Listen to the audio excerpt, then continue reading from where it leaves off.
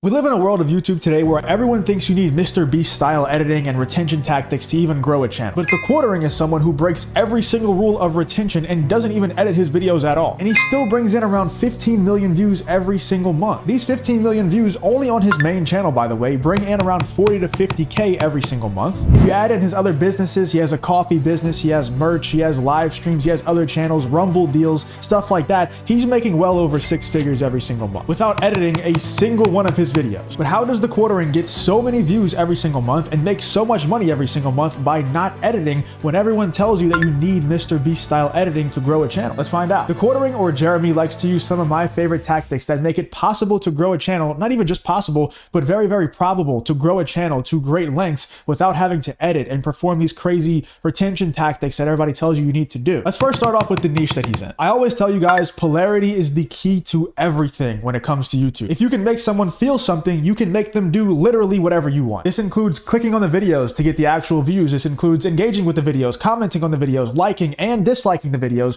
making these videos polarizing, making your niche and your video topic selection polarizing makes these people act. Whether they act negatively or positively, they're still clicking and they're still engaging. The Quartering is in one of the most polarizing niches on YouTube, and if you guys know who I am, you know I absolutely love this niche as well. Every single video that the Quartering posts is politically charged in some way, covering topics and drama in the culture war space. You would be hard pressed to find a niche that's more polarizing than that one right now. This polarizing effect allows the Quartering to have 0 people who are indifferent on the Quartering. You either love him or you hate him, and that's the best way to be, because regardless of if you love him or you hate him, you're still going to click the videos and you're still going to engage with those videos, which in turn makes him more money, contributing to the fact that he makes 6 figures every single month. Let's use one of his videos as a specific example. This one being Woke Backlash Goes Nuclear After Harley-Davidson Abandons DEI Policies. The people who love to see these woke companies out there fail will click the video immediately and also leave a like on the video immediately before even watching it, because they like what the video and the Quartering stands for. And the people who don't like the Quartering and don't like to see these woke companies fail and find it cringy that the Quartering is making videos about these woke companies failing will click still, because number 1, they just want to see what's going on, and number 2, they want to leave a dislike and comment telling the Quartering that he's an absolute idiot, which helps the Quartering even more reach more people. This niche that the Quartering is in is also news-based, which allows him to pump out insane amounts of content. He's posting like 7 to 10 videos every single day. Even the masters of YouTube will tell you that there is an element of luck to growing on YouTube, to going viral consistently, and pumping out a ton of content negates that luck. I always say it, volume negates luck. When you have these niches where you're able to pump out this much content, the luck factor is negated. And this niche in particular, not just because it's news-based, but also because the Quartering doesn't have to edit his videos, he's able to pump out insane amounts of content. But one of the things that the Quartering does best is his video topic selection. And in niches like this, topic selection is absolutely everything. Notice how in every single one of his videos, he has these few things. Number 1, he is always talking about a big name or a big brand in that space. Number 2, he is always talking about a trending topic or a current event. And number 3, the topics are always polarizing to make sure people engage with it, once again, either negatively or positively. It doesn't really matter. It still makes him money either way. The Quartering is also smart because he uses one of my other favorite tactics in that he won't post a video before either 1, a large news site covers it on their articles or on their YouTube channel, or 2, someone on X covers it, so he can gauge the interest in that topic. If a larger news site is posting articles about it, number 1, you can see the engagement. It's also going to probably be quickly posted on X too, so you can see the engagement over there. And number 2, if large X accounts or Twitter accounts, whatever you want to call them, are posting that topic as well, you can quickly gauge how interested people are in that topic by the likes, the replies, the engagement on those tweets. And if the topics aren't getting a lot of engagement on X posts, or they're not getting covered by large news sites in their articles, well, it's probably not worth posting on the Quartering's YouTube channel. And why it's so important and so vital for him and anybody else who's in the same niche as the Quartering to talk about big names in his space and big brands in his space, like Harley-Davidson, Bud Light, Jack Daniels, or Matt Walsh, Ben Shapiro, Steven Crowder, these names that he always talks about, is because not only will you get the audience that is already attracted to that type of content, to that niche that the Quartering is in, but also when you talk about Steven Crowder, you now gain access to the people who are interested in Steven Crowder. So now, not only are we talking about people who are interested in the quartering and in the quartering's niche, when you post a video on Steven Crowder, you unlock that audience. You now gain access to the people who watch Steven Crowder on a daily basis. And the same thing goes for Jack Daniels or Harley Davidson. Like if you drive Harleys and you see that the quartering posts a video, Harley Davidson went woke, company is crumbling, well, you're probably going to be pretty interested in that video from the quartering, even if you've never even watched one of his videos before. Let's get into what you guys have probably been waiting for this entire time, titles and thumbnails. Look, me and the quartering have had our differences, but there is no doubt that the quartering is the king of thumbnails in his space. And I'm sure you already know his titles are pretty damn good too. He gets 15 million views every month. That's a low ball number, by the way. He probably gets more than that, especially when you add in his shorts. I'm only talking long form views. But why are they so good? Let's break it down. A great YouTube title has 3 different parts to it: keywords, buzzwords, and SEO. But SEO in this niche is not really that important, so let's go ahead and ignore SEO for the sake of this video. Keywords are words that tell the algorithm who the video is for. So like we talked about earlier, when you're covering large brands like Jack Daniels or Steven Crowder, whatever the case is, when you put keyword phrases like Steven Crowder or Matt Walsh, you're telling the YouTube algorithm, hey, I am trying to target Matt Walsh's audience, people who are interested in Matt Walsh, Steven Crowder's audience, Jack Daniels' audience. We're trying to target those people, so we want to make it as obvious to the YouTube algorithm who it is that we're targeting. So not only do you want to put that in your title, but you also want to repeat it in your description and throughout the video itself. Notice how I'm saying the words "the quartering" a lot throughout this video. I'm trying to tell the YouTube algorithm, by using the transcript of the video, they use that. They take that into huge account because people have been abusing the description and the titles for so long. The transcript is hard to abuse. So if you actually just said the keyword throughout the videos in a human-like fashion, it works very, very well for telling the YouTube algorithm who to push the videos to. So keywords are not just for titles, but for right now, let's focus on the keywords that he puts in his titles to tell the algorithm who to push the videos to. Let's use this video for an example. Matt Walsh dragged out of the DNC by cops. Keyword phrases here would be Matt Walsh and the DNC. Matt Walsh, because once again, we're using that to tell the algorithm, hey, we want to push this video to Matt Walsh's audience, which makes it a keyword phrase. And the DNC at the time of him posting that video was a trending topic. It was right after the DNC had happened. Matt Walsh infiltrated it. They were both trending topics at the time, so the DNC would also count as a keyword phrase in that title, because we're also telling the algorithm that we want to push this video to people who are interested in the trending topic of the DNC. If you use this titling strategy and this keyword strategy and you're able to pump out volume like the quartering is, he's putting out 7 videos a day, but even if you put out 1 or 2 videos a day using that strategy, you are going to grow your channel. Let's pick out another example to make sure you understand this keyword phrasing in his titles. Jack Daniels panics and drops all woke DEI policies after Harley Davidson boycott. Jack Daniels and Harley Davidson are 2 companies that went woke, and the quartering had covered them very closely, and both of those situations did very, very well for the quartering's channel. He saw an opportunity to not just use one of those keyword phrases, but to use both of those keyword phrases in the same video title, and he took it, and it worked out pretty damn well for him. So obviously Jack Daniels and Harley Davidson in that instance would be the keyword phrases, because those are the audiences. That's the words that we're trying to use to attract a specific audience. We want this video to go to fans and audience members of Harley Davidson and of Jack Daniels. So we want to not just put those keyword phrases in the title, we want to also say them throughout the video, put them in the description, but make sure that it looks like a human is saying it. It's not just like AI robots saying the same words over and over again in the title, in the description, and throughout the transcript of the video. Now let's move on to the buzzword section of what makes a perfect title. And in this niche, buzzwords are going to be focused on causing more polarity, raising the polarity level of the video, hyperbolizing, if that's even a word, the video even more to the audience to make it seem like it's the most extreme version of whatever happened as possible. For example, one of the quartering's videos, Kamala Harris rejected by Taylor Swift and Beyonce. Rejected would be the buzzword here. And by the way, in niches like this one especially, but normally all the time, you want to make sure that the buzzwords in your titles are capitalized. The aim for buzzwords all the time is to make your videos stand out from the rest of the videos that are just like it. So this isn't just another video about Kamala Harris getting slightly rejected or brushed off by Taylor Swift and Beyonce. This is her getting completely rejected in all caps by Beyonce and Taylor Swift. So it makes the video stand out from every other Kamala Harris and Taylor Swift video. The quartering's audience wants to see the woke left fail. They want to see Kamala Harris fail, and Kamala Harris getting rejected by Taylor Swift, a very, very woke artist, and also Beyonce at the same time, is right up their alley. But for the people who don't like to see the woke left fail, who are on the side of the woke left, they will still click the video to tell the quartering that he's an idiot and to tell them that he's lying and that Kamala Harris didn't actually get rejected in all caps by Taylor Swift. They're still going to click, they're still going to engage, and they're still going to make him money. Let's do another one. Kamala Harris, full-blown panic as woke media turns on her. What do you think the buzzwords are? Leave it in the comments right now. Pause the video. Tell me what you think the buzzword phrase is in that title. I'm going to tell you now. It's full-blown panic. You know, Kamala Harris goes full-blown panic.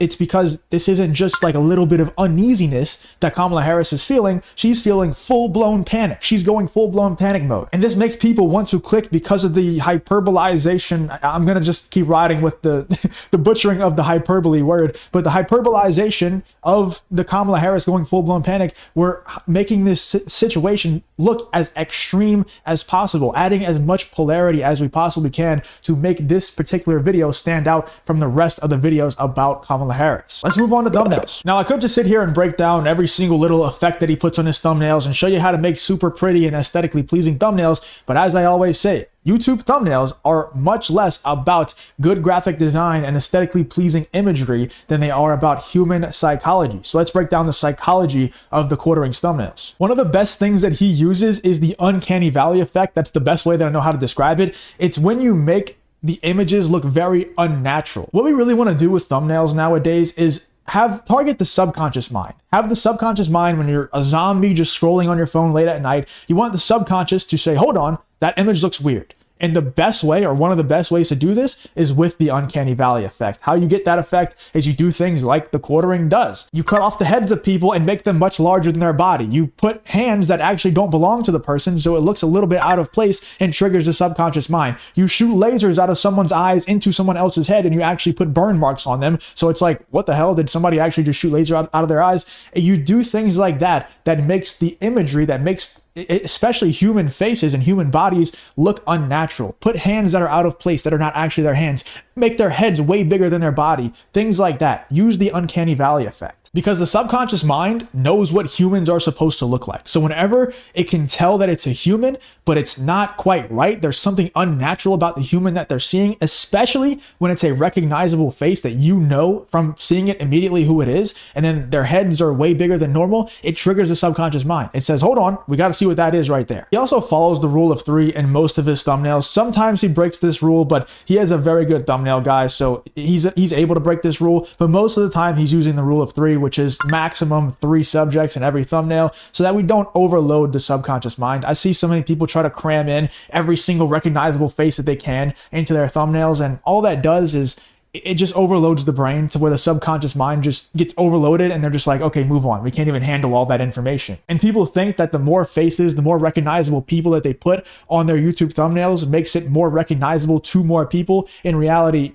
after 3 recognizable faces, 3 subjects, you're hurting yourself more than you're helping yourself. If I were to critique one thing about the quartering thumbnails, it would be that a lot of them are just a little too wordy. He puts too many words on your thumbnails. You don't want to have full paragraphs on your thumbnails. You just want them to be eye-catching, tell a little bit of a story, make people intrigued enough to read the title, and then the thumbnail and title should work together to tell the full story of the video enough to get people to click to find out more. Because once again, we're targeting the subconscious mind, and if we're being real, if you're a zombie late at night scrolling on your phone, your subconscious mind is not going to want to read an entire paragraph to figure out what's going on there. He also does a tremendous job at polarizing people with his thumbnails too. Yes, polarity is going to keep coming up in basically all of the factors of YouTube because, like I said, if you can make people feel an emotion, you can make them do basically whatever you want. The quartering uses imagery in his thumbnails to demonize certain people, make them look like they're committing certain acts that makes people angry, that are similar to the quartering, but also vice versa for the other side. He puts polarizing imagery in his thumbnails to, once again, not just engage the people who like the quartering and like what he stands for, but to engage the people that dislike what he stands for. He demonizes people that his core audience also don't like, but also at the same time, what that does is that pisses off the other side, makes them click and call him an idiot, making him more money once again. Another thing that the quartering does that I absolutely love is he puts a border on his videos. I call it a border trick, and he makes some of his images, his subjects, look 3D. He puts a border on his thumbnails, and then he'll put one limb of a person over the border and the rest of that person is layered behind the border in Photoshop. But because one of their arms or their hands or something is in front of the border, it makes it look like it's popping out of the frame, popping out of the page. So it looks like a 3D image because he's putting a border himself. And then, like I said, most of the subject is layered behind the border. And then one part of it, an arm, a hand, maybe they're holding something like a gun. And then that part of them is outside of the border, in front, on top of the border. So it looks 3D. Like I said, it looks like it's popping out of the page. It's little tricks like that that add up that just make your thumbnails,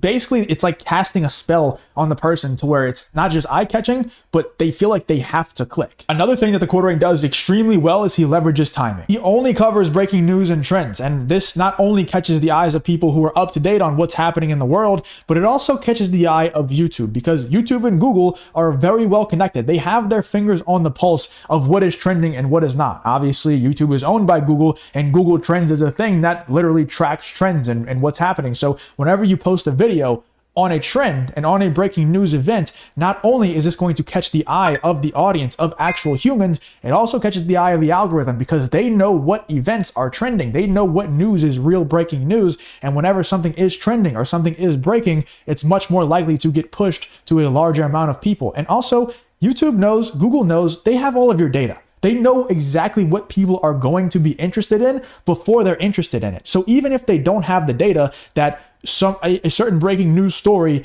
that you're actually interested because you've clicked a bunch of things about it, they know when something breaks, oh, Justin is going to be interested in this. So whenever the quartering posts a video on a breaking news topic, before I've even interacted with that breaking news topic, they know to push it to me because they have all of our data. They know how our brains work, basically. Another thing that the quartering does that I absolutely love to do as well is, even if something is a few weeks old, maybe even a couple months old, he'll still frame it as if it's breaking news. And while framing it as if it's breaking news might not trigger the YouTube algorithm and trigger the AI to push it to more people like actual breaking news would do, it still has the same effect that actual breaking news would have on his audience. And now I know I said that the quartering does zero editing, but that's a small lie. He does a tiny bit of editing. He does one of my absolutely favorite tricks. It's super low effort. It's super low hanging fruit. He just puts the lead up to the climax of the video, the most interesting part, the craziest part, the part that basically everybody is clicking for. He puts the lead up to that moment, or sometimes even the moment itself, at the very beginning of the video, because this does a few different things. Whenever somebody clicks the video and they see exactly why they clicked the video happening in the first 5 seconds, it makes them realize, okay, I am getting what is promised is getting delivered in this video. But also, when you put that moment in the first 5 seconds of the video, the first second of the video it needs to hit, they see that and they're like, wait, if he's showing me this as the hook, as the first 5 seconds, maybe there's something even crazier that happened after that. So not only do they realize what is promised, I am getting delivered, but they're going to stick around to see it actually happen and see what happens afterwards too, because they're thinking there must be something crazier after that. Or even if there's a slight chance of there being something crazier, if I'm getting promised, or if I'm getting delivered what was promised, there's probably something even crazier after. So they're going to stick around. So why is the quartering able to do basically zero editing and still make well over 6 figures every single month from YouTube? Well, it's all about knowing your audience. And the quartering talks about politics and culture war topics. This is going to skew a lot older in terms of the audience demographics, especially much older than someone like Mr. Beast and like these channels that do the Mr. Beast style editing and retention tactics. Why would you force feed an audience that's full of 40-year-olds an editing style like Mr. Beast that was obviously designed for 12-year-olds with absolutely fried dopamine receptors? When I first started making content that's similar to the quartering, I cut out every single breath that I took. It was literally me talking, me making a noise at every single second, and people could not stand it. I was making content very similar to a similar audience as the quartering, and people could not stand the fact that I edited my videos so much. I thought it would help my viewer retention, but it made it actually unbearable for that audience to watch. The audience that the quartering and myself like to target don't have absolutely fried dopamine receptors, so they don't respond the same way to that highly edited Mr. Beast style editing and retention tactics. They actually find it very refreshing to see unedited content on the YouTube platform. It's all about knowing your audience and playing to exactly what they want. And YouTube overall is moving in this direction in general. People like Ali Abdaal and the quartering and Sam Solik, these people all barely edit their videos and people absolutely love them. Mr. Beast himself has even said he'll stop editing his his videos as heavily as he does. You don't need heavily edited videos, Mr. Beast style editing. You don't need these tactics in order to grow on YouTube. You just need to have a very, very deep understanding of your audience and have a deep understanding of the YouTube algorithm and how to get the attention of that audience. And the quartering does an absolutely great job at that. If you guys found this video helpful, please leave a like, subscribe, let me know in the comments what you guys found the most helpful out of this video, and I hope to see you on the next one.